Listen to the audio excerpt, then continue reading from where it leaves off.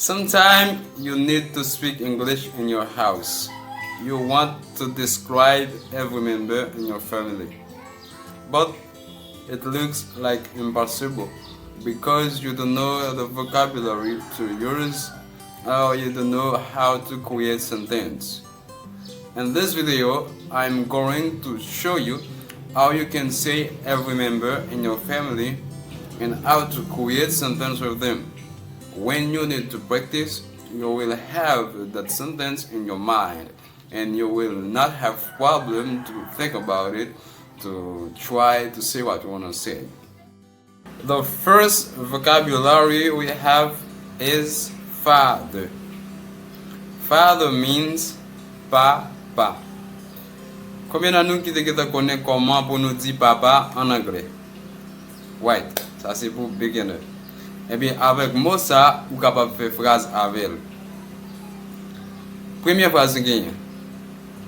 You are my father, and I must respect you. You are my father, and I must respect you. Ou c'est papa, et me doit respecter. Ça c'est première phrase nous gagnée et premier vocabulaire. Phrase ça utile en pile. Là où la caillou, si vous avez converser avec papa, vous êtes capable d'utiliser phrase ça.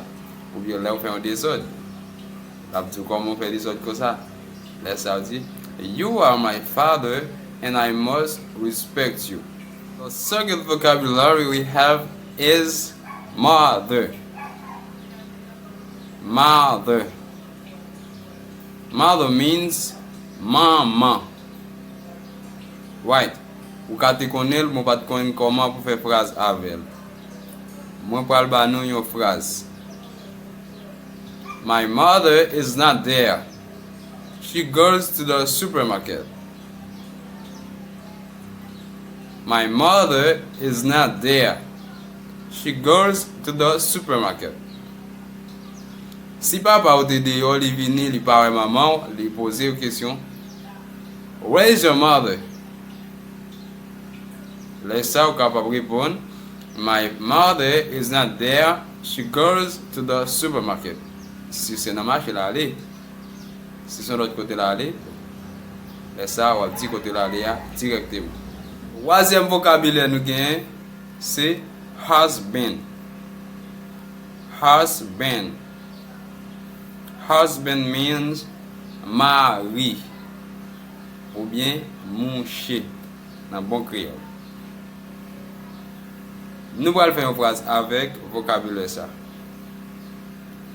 My father is the husband of my mother. My father is the husband of my mother.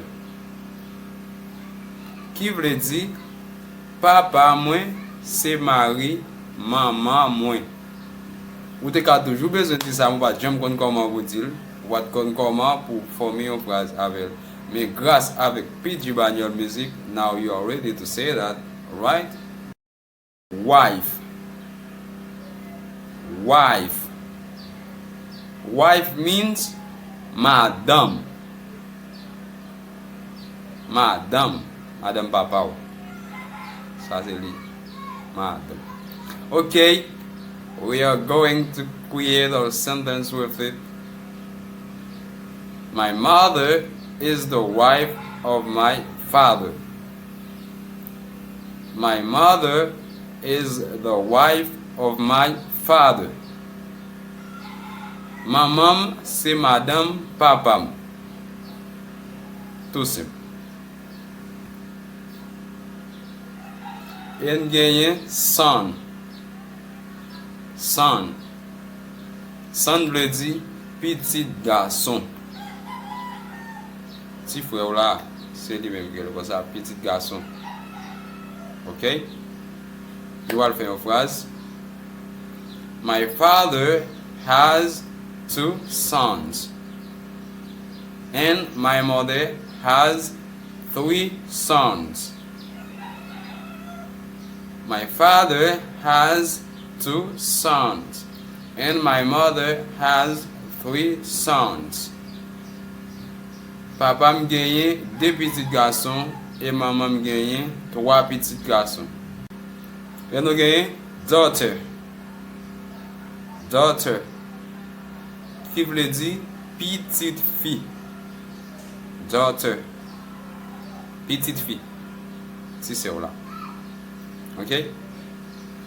My parents have 3 sons and 5 daughters.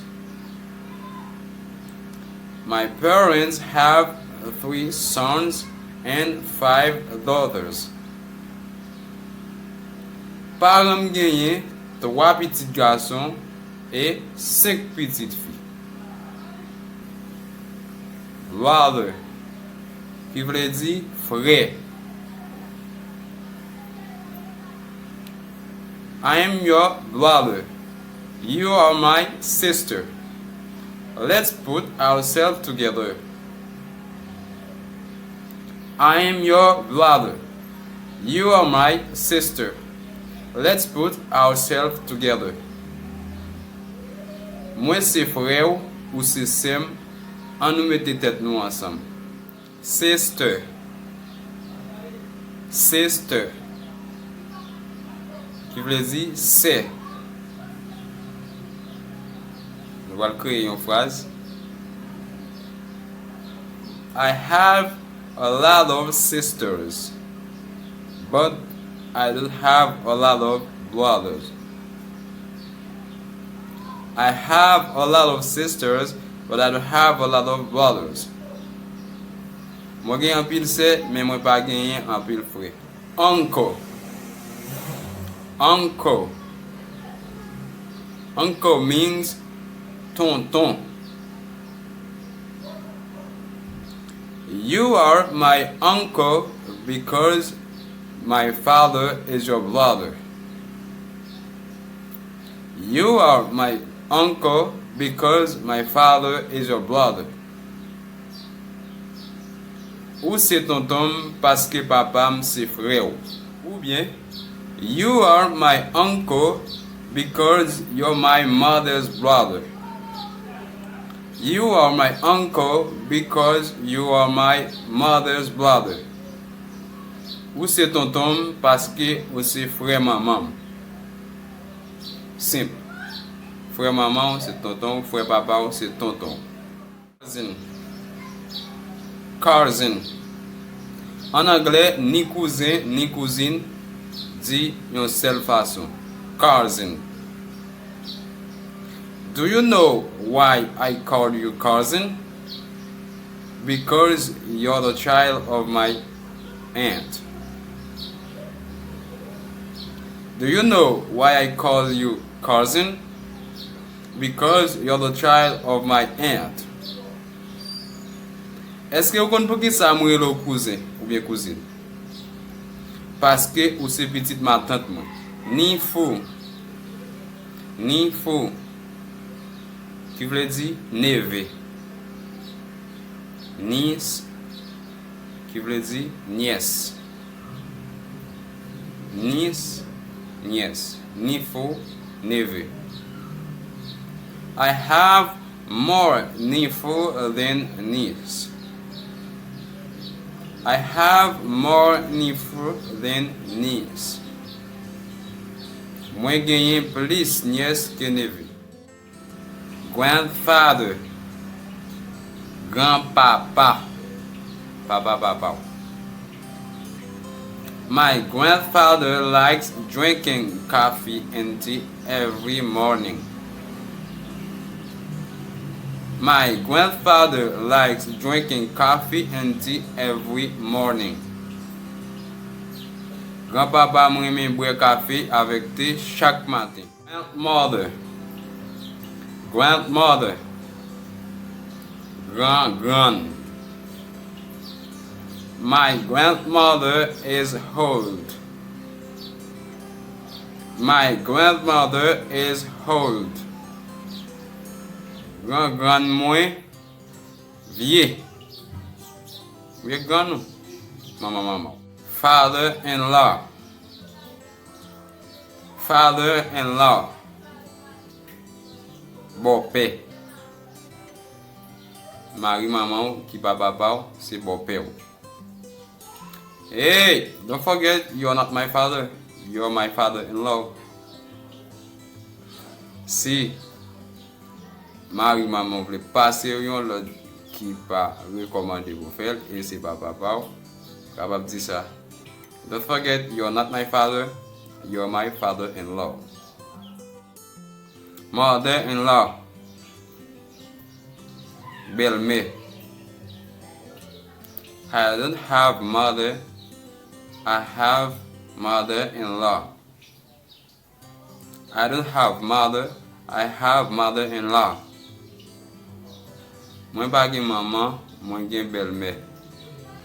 Son-in-law. Son-in-law. Beau-fils. You are my daughter's husband. You are my son-in-law. Ou c'est mari petite fille moi, ou c'est beau-fils moi. Daughter-in-law. Daughter-in-law. Belle-fille. You are the wife of my son. You are my daughter-in-law. Ou c'est madame petit garçon moi, ou c'est belle-fille moi. Brother-in-law. Brother-in-law.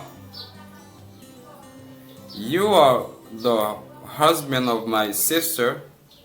You are my brother-in-law. Ou c'est mari c'est moi, ou c'est beau-frère moi. Sister-in-law. Sister-in-law. You are the wife of my brother.